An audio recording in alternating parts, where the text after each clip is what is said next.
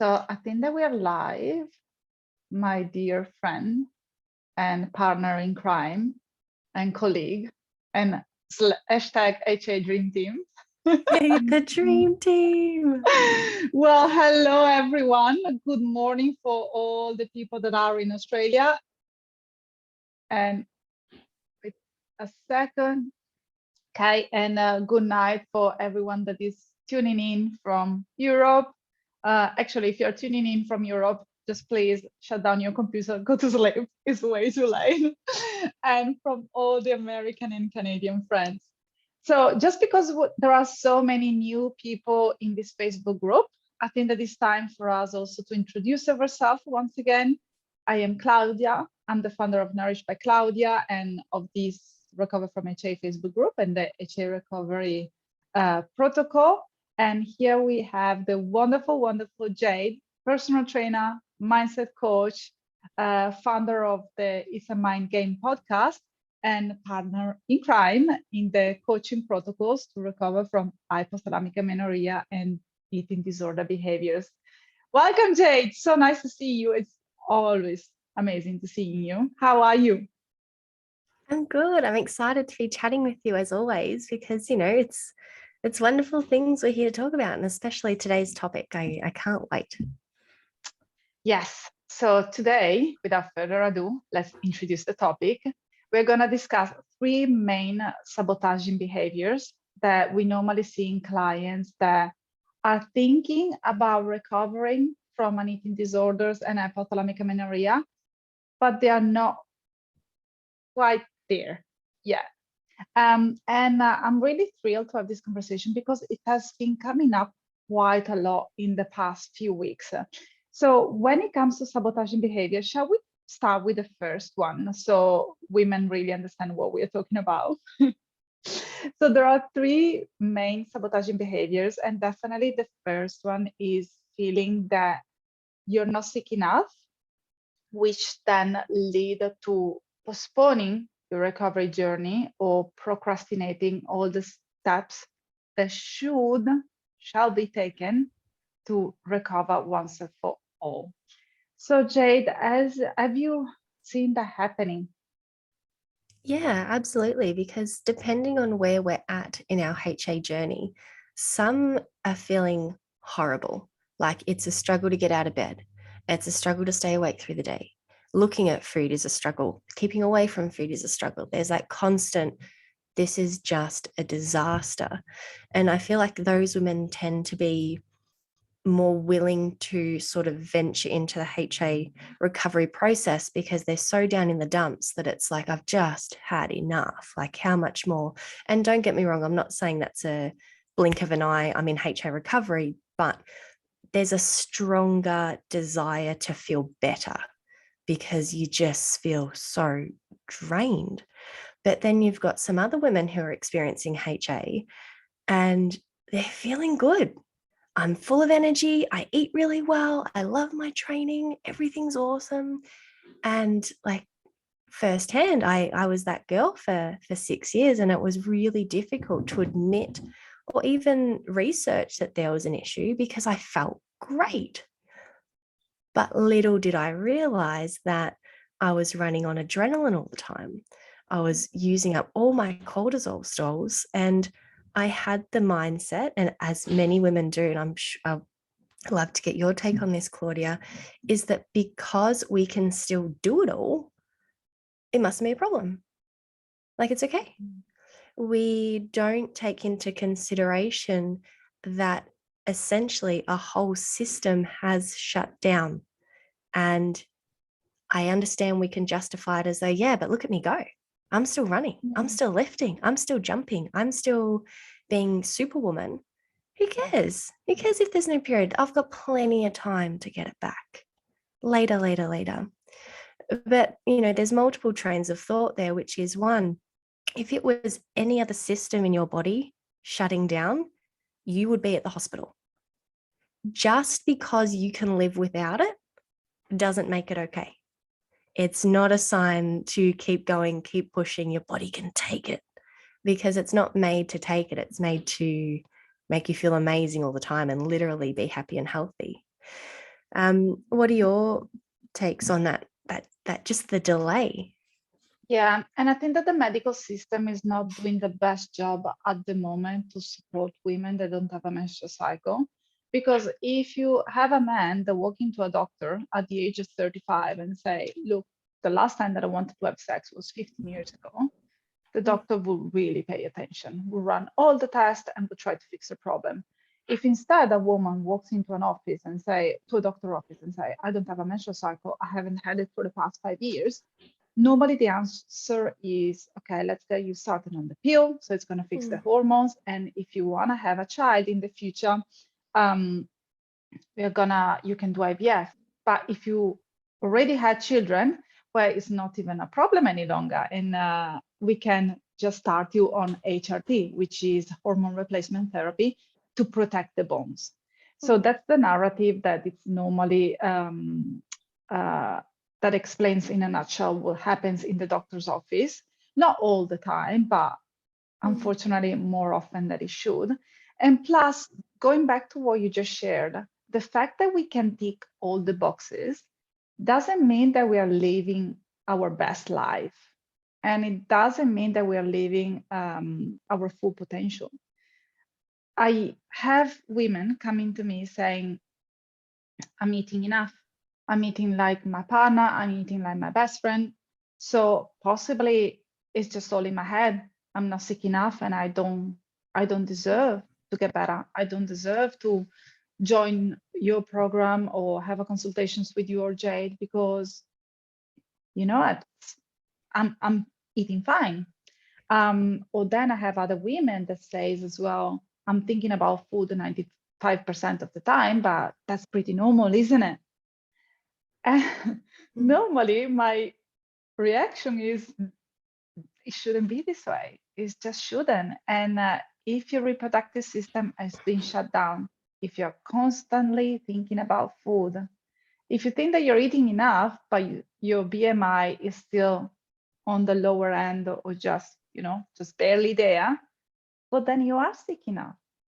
And if you feel that you don't have the enough energy or enough willingness to go through your day and to reach your goals, to reach your dreams, and to think about something else that is not exercising or food, well, then you are sick enough, if you ask me. What's your thoughts on it, Jade? I like that you brought up the libido side of things, like a man not having a sex drive, because if you brought up the same thing to a doctor, for the most part, it gets dismissed. It's like, you don't have a sex drive. A lot of women don't. Like it's that even that alone is swept under the rug. And that's a massive side of hormonal dysfunction. Like it's very normal for us to have a libido, and we should. And I love that you just brought that into play, because that's just a really simple thing to think about. Because let's say you're not convinced that it's food, you're not convinced that it's training. When was the last time your libido was in full flight? Do you have a libido? Is that something that literally fires you up from time to time? It doesn't have to be all the time, but just when was the last time you felt that, like, oh, I have an urge? Because even things like that, just natural bodily responses, can sort of help us assess and analyze, okay, I don't believe I'm sick enough, but maybe I can witness firsthand there's things that aren't happening for me that are happening for other people. So I don't get that fiery feeling of, my libido kicking in. My friends don't seem to think about food all the time. I can't stop. My friends can be spontaneous. I do not like spontaneity.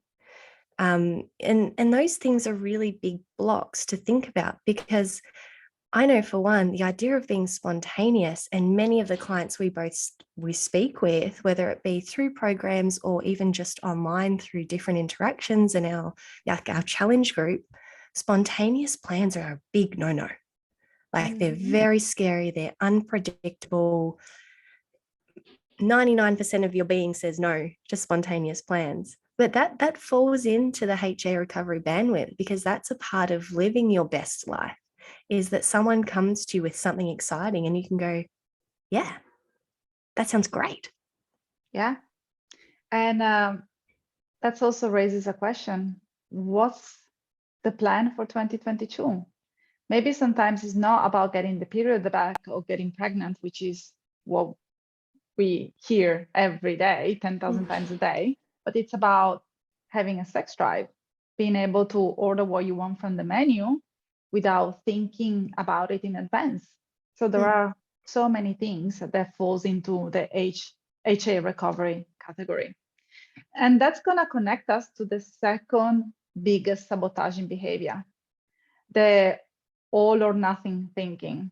So I've actually been having lots of conversations lately with women that come to me and they say, look, Claudia, check in with me in a few months because at the moment I'm not committed to go all in. So there is this theory that unless you go all in, then you're not recovering from HA. And obviously, we all know that the phrase all in comes from the book from Dr. Rinaldi, No Period, Now What? And I love the book because it has brought so much awareness around hypothalamic amenorrhea. But unfortunately, that book is simply explaining what to do if your menstrual cycle has been shut down because of overtraining and undernourishment. It doesn't take eating disorder and even disorder eating behaviors into consideration. So take the book with a grain of salt. Yes, that's the theory. That's how you switch on your reproductive system. But it doesn't mean that you have to go from what you're doing today to go all in tomorrow. There are so many layers, so many nuances, which is why Jade and I, we have a completely different approach that takes into consideration where you are right now, your bandwidth, and we always honor your pace and your timing in life. Do you agree with this, Jade? Yeah, and I, first of all, completely agree with that. No Period Now What book and Dr. Rinaldi's work. It's been an incredible influence on both you and I, and such a big part of the HA community. So absolutely so thankful for her for doing all of that work. But you're right, the information does present itself very much in a manner of here's what's happening, here's why it's happening, here's how you correct it. And from the data side of things, like, yeah, absolutely, that's exactly how it works. But we are incredibly multifaceted human beings that don't respond as well as data. So there is so much more to just, eat more, train less. And we would love for it to be that simple.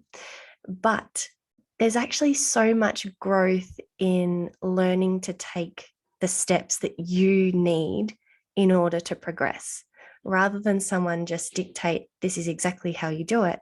And I love that that's how we work with clients, because every single person that we speak with, they all have their different version of HA recovery going on. And that's because we are very much a what's within your means right now? What is your best step forward? Is it swapping out 10 minutes of your workout for a 10-minute walk? Is that the best you can do right now? Because if that is, we'll take it. Let's do that. Is it adding in a teaspoon of peanut butter in your morning oats every second day? Is it just dipping your finger in and licking it and that's it? Is if whatever our starting point is, it's an incredible forward moving step. And then, the more we start to work out the wiggle room that we've got, because that's what it is at the start, because we're so blocked into these thoughts and behaviors. It's like, where's the space? There's just the tiniest bit of space that we can make a teeny tiny change. And then you learn that, it's not so bad. It feels okay. Where's the next bit of wiggle room? Okay, let's do that until it feels okay. And then it might be a little bit slow for the first 1, 2, maybe 3 weeks, but then we start seeing these big leaps and bounds, because suddenly women go, change isn't that scary if I do it my way and with support, because then I've got accountability, I've got my cheerleaders, and I feel like I can actually do this. And that's where the magic is, because suddenly being like, oh my God, this all in thing, what the heck? Because we've all been there. It's like, what the actual heck? But to go, small steps, wiggle room. I got this. I don't even remember when was the last time in the HA community in one of our group calls when we said the words eat more, train less. I don't think that we have Mm. ever actually said them Well, because I there is think so it's much more it's than it's that. somewhat, it's not like insulting, but I feel it's not very empathetic. Well, if It's you know about how to do it, right? Eat more and train less. So why are you even here, right? If it was that simple. yeah. And also, when it comes to my personal story, I remember reading the book, and I remember, well, I was going to university at that time, so to become a nutrition and dietetic clinician. So I knew all the data when it came to hypothalamic amenorrhea. But then I had to dig myself out of a hole, and I Mm. raised my hand and asked for help. I had a dietitian on my side. I joined a program. I had a psychologist because it's not that easy, especially if you're also living with an eating disorder behavior that maybe has been your best friend for a decade. It's Mm. really, really hard to even start on the journey. Sometimes we have this willingness of getting our period back, but firstly, we don't know where to start. And plus, when it comes to our program and the HA community and all the services that we offer, it's not only about getting the period back or getting pregnant, if that's the ultimate goal. It's also working on the mindset so you don't have to go through this ever again. Oh, it's getting your life back, isn't it? Yeah. And also from a career standpoint or a relationship point of view, because I personally, I always talk about creating the life that you love. And if you start working on your mindset and all the values and beliefs and thoughts around what you really want in life, then everything else is going to follow. Not only you're going to get your period back and you're going to be able to eat socially and to order whatever you want from the menu, but maybe you're going to be able to ask for that promotion, change the job, look for a different partner, drive a car if that's something that you have always been scared of doing. Because I had a client last month that she drove a car for the first time at the age of 40. And because we broke down all her fears in the time that we work together. So that's pretty powerful, which is Yeah. why the all in or nothing, it's I feel that it's kind of holding back lots of women from recovering. What do you think, Chad? I love that you brought up the eating disorder as your best friend and the gym is your best friend, because that's very much what it feels like, and the strong connection that that comes with. And I just want to say as well, we're not demonizing exercise, and we never will. You know, it's exercise and food is a tool, and we've been abusing it. That's how we get into HA world, is that we Mhm. don't use it responsibly. And I think that's really important to just think about now. If you end up going all in, if you're half in, whatever you're doing right now, and life after HA, because that tends to spook women as well. It's like, well, what's like life like after? And it's like, well, you're exercising and eating responsibly in a way that's going to facilitate exactly what you need to be happy, healthy, and flourishing. Um, but linking back to the best friend side of things, it can feel like you are having a breakup. I'm breaking up with my eating disorder. I'm breaking up with the gym. And it, as much as you know you should do it, you kind of don't want to, because like that's been your in your element and within your reach for so long. To let it go almost feels empty. But that's where the power comes from. That's where you recognize, okay, I've been leaning on diet and exercise for so long. What am I hiding from? Why do I need this to distract me from my reality? Because for the most part, nearly every woman we've spoken to or has been on the podcast, there's this element of, I was running from something I wasn't ready to face. And it doesn't have to be something bad. It could literally be, I really want to drive a car. I'm just too scared of getting in it and crashing it. So every time you think about driving a car, it feels painful. So you go to the gym instead. Or I really want to enroll into a university course, but I'm scared they'll reject me. So I'm just going to go to the gym and not fill out the application form. Or I'm going to make myself really hungry because when I'm hungry, I can't think. So many parts of our behaviors that we become addicted to are really blocking us from certain emotions and certain thoughts. So if we can identify what those thoughts are, then suddenly it's about actually personal growth and career growth and relationships, education, hobbies. And we start focusing on that. And then simultaneously, your attachment to eating behaviors and exercise start to reduce because we've got less to run and hide from and more to live for. And then the shift happens. And it's not only about letting go, it's also filling in the space, right? It's not only about letting Absolutely. go of the behaviors. What else do you enjoy doing? And I had this conversation with a client yesterday, and we managed to narrow it down. And we found that she would revert to behaviors every single time that she had an argument with a partner. So, Perfect example. exactly. I So don't know it's how to process this. I don't I'm going to know how hide to from it. exactly. Going Mm. back to the comfort zone, going back to the safe zone whenever I feel stressed, worried, overwhelmed, anxious. But what else can you do instead?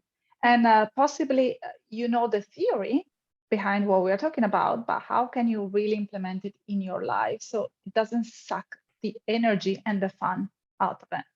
Mhm. And I think that we are gonna conclude this live with the third point, which we have been kind of discussing until now, which is the importance of seeking support. And as I personally did, put your hands up. And let me tell you, as I said before, I am a nutrition and dietetic clinician. I went to uni, so I know my stuff, right?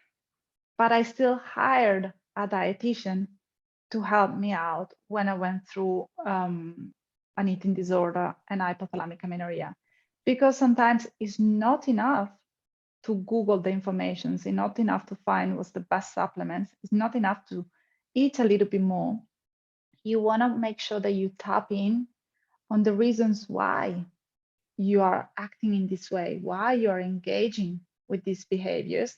And when you have identified the whys, what to do with those and how to implement changes in your life.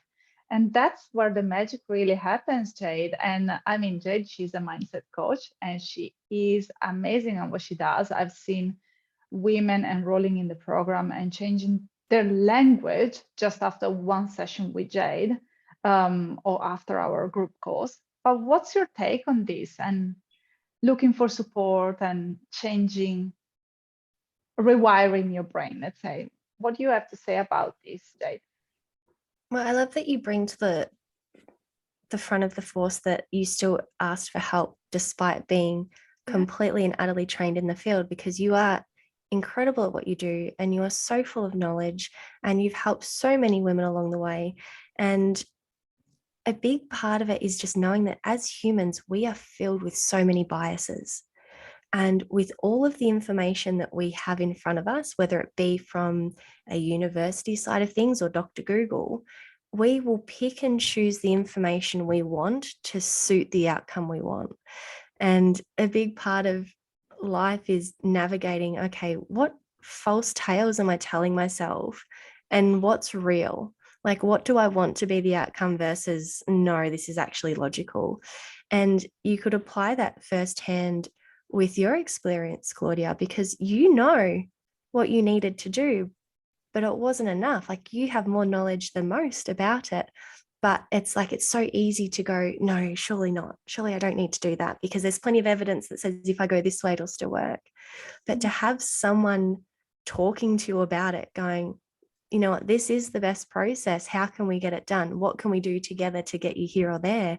It takes the pressure off because suddenly you're not brainstorming 10,000 things to do. Instead, you're having a really in-depth conversation with someone who understands, who speaks your language, and they're going, all right, we've got a few cards on the table, but I really think this is the best one, or maybe two. What do you think? And then we proceed. And it blows my mind that whenever our car broke down, we go to the mechanic. And whenever we have a problem with our laptop, we just go to, I don't know, MacMedic or the people from Apple, the geniuses from Apple. But whenever we are faced with a health concern, then one, we can do it on our own. Two, we ask Dr. Google's. Three, We ask other women on a Facebook group for answers. I've seen lots of women here, for example, posting the pictures of the blood test. And it's not that they cannot do that, but they're asking strangers that they're not trained on the field to give them an answer. And I think that sometimes it's really important to be quite harsh. And that's also a way of giving love.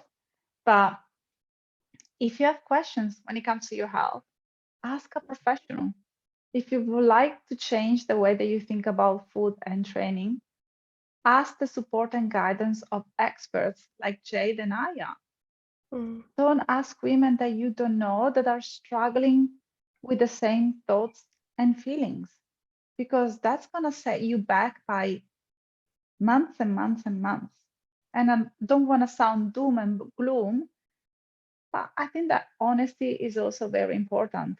And I want the women that are part of the Facebook group or the women that are working with us to thrive, to reach their goals, to become their best version of themselves. And I know how well we can support them. And I don't want anyone else on this planet Earth to do the HA recovery and the eating disorder recovery journey on their own, because it sucks. I cannot say it with better words. I like What the do you blood think, test Jade? example that you brought up, Claudia, because like I was stubborn with my HA recovery, very stubborn. And I'm grateful for it because it led me to where I am now, and it made me think a lot longer than I probably should have. But nonetheless, it was a positive outcome. But I think about sort of my perception of certain things and just how we were talking about the biases and presenting literally medical data out to people who aren't qualified to interpret it. One, I need to be careful how I say it because I don't want it to come across harsh either. But from how I used to think, if I was to take part in and do something like that, where I'd present blood work, it would be coming from a place of, I'm looking for someone to tell me that I don't need to change anything by telling me my blood work's okay. Because if I go to a professional, highly likely they're going to tell me it's not good enough and I don't want to hear it. So I don't want the hard facts in case I'm not ready for it. So I will put it to the masses because hopefully one person will tell me I can keep doing what I'm doing. And if I just hear that one person, I'm going to clutch onto it and I'm not going to make any more changes. Even if 10 others go, oh, look, you keep eating a bit more, you're doing really great. Like it's all still really positive, right? But it's kind of shielding from the truth, which I know is there, because otherwise I would have just listened to my doctor who ordered the blood work in the first place, because they gave me the information. And now I'm just like, I don't want to. And there's resistance. So if you do find yourself sort of presenting data that really is for a medical professional to interpret, I just invite you to think deeply about what makes you feel good about doing that. Is it just you're really proud of your results and you want to share it? Fantastic. Like absolutely fantastic.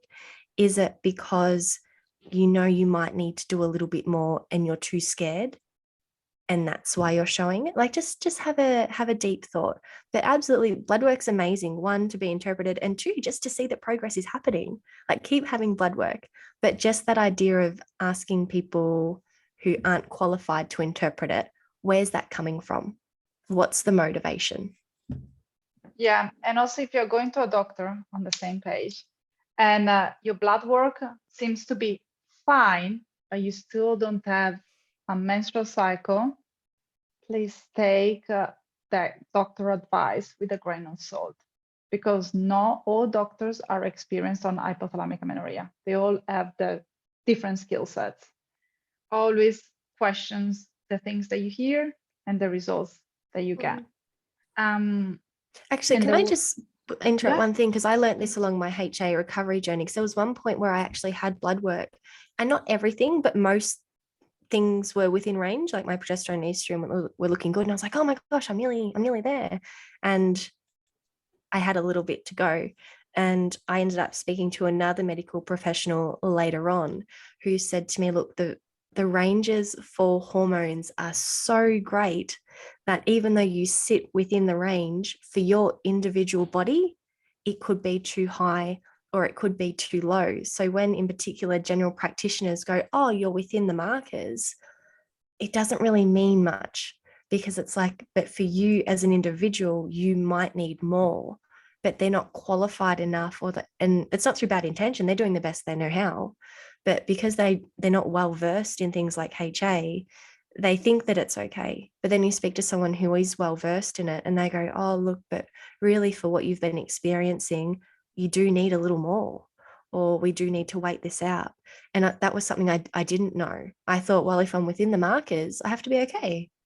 But Yeah, it's but the not as markers simple as sometimes, that. no, and the markers, they're very subjective and they're based on a sick population. So don't get me started on the vitamin D issue here in Australia, which is Oh, no. anyway. One last thing that I would like to touch base on before we say goodbye to everyone and thanks for listening is another kind of sabotaging behaviors that I would like to discuss with you in further details, Jade, is the idea of needing to be fully committed to ask for support and to do the HA recovery journey. You will possibly never be 100% ready to recover from HA. And I've been hearing a lot about, I'm going to wait until after my wedding. I'm going to wait until I get off the pill. I'm going to wait until I want to have a child before I recover. And that could be quite detrimental. First of all, because it may take more than you expect to get your period back. And secondly, because your health isn't waiting for you to make up your mind. Mhm. So if you're not fully committed, or you're just thinking about recovering, well, that's your commitment there. If you're looking for an answer, if you've joined this group, if you're listening to Jade podcast, if you have booked in a discovery call with me, that's your first step towards recovering. That's your bell ringing and your body saying, we just deserve a better life. Would you agree with this, Jade? Yeah, absolutely. I think the all-in mentality scares women away, because I'm yet to hear someone who sort of read that information and the next day decided, yeah, that's what I'm going to do. I actually The haven't best met thing ever. anyone who's done that, or they might have and then retreated a couple of weeks later. And I could be wrong. If that is someone's journey, please let me know, because I'd love to talk to you about it on the podcast. But for the most part, I've never met a woman who just read that information and the next day said, yep, let's go, and didn't look back. It's such a Didn't greater look process, back. because yes, they That's a can big change and one. then go back and then change and then go back. Mm. And but I guess looking at it rather, if you're in the position where you're open to discussing some form of change, you're ready. You just need to be in a position where you're open for discussion. What does my first step look like? What could it entail? Do I have the capacity to do it? If you can open up your mind just to that, you're there. That is all you need. If you are, you know what, if you're a member in a Facebook group because you're thinking about it, you're You're there. ready. You're there. Yeah. 100%. That's the 100%. step. You've witnessed that there's an issue, you're researching how to solve it, and now you're just waiting for what's next. And what's next is a nice small step that feels super comfortable. Yeah. So don't wait it out. Don't just wait for magic to happen or for your You cycle are to the come back magic. simply because you are the magic. Absolutely, 100%. I love that. Jade, amazing, amazing to have a chat with you. I always And get so sad when we get to the end, Claudia. I just want to I, talk to you more. I know, it happens. Thank But the you. good It's a nice way news, to start the morning. yeah, but we're gonna do it again in 2 weeks. So Yes, I that's know. actually the perfect time to share it with everyone. These live conversations with Jade are going to happen every 2 weeks in this Facebook group from now on. and for the foreseeable future. Things always may come in the way, life may happen, but we are definitely going to see you in 2 weeks. And if you have any specific topic that you would like to discuss, that you would like to hear from, of, just let us know. Post in the comments. And also, please let us know in the comment section if you had a aha moment or if something really resonated with you. And you can find me here and you can find Jade as well in this Facebook group, so you can DM her directly. Otherwise, just tune in to the It's a Mind Game podcast. Or where else can they find you, Jade? On Instagram, right? I am on Instagram, Jade with 2es.Cameron. But Fantastic. I'll leave that in the comments. But yeah, absolutely. If anyone wants to reach out and have a chat, leave a comment or send me an audio clip. I love audio clips. Yeah, I'd love to have more of a chat. And if you think that you're ready, or you would just like to hear more about the program that we run together or the Che community, just put your hands up. Just leave an emoji below and we will get in touch with you, or just send us a DM. We are always willing to listen to your stories. We're actually looking forward to connecting with you. All righty. Bye for now. Bye, Jade. Bye. Bye. Bye, everyone.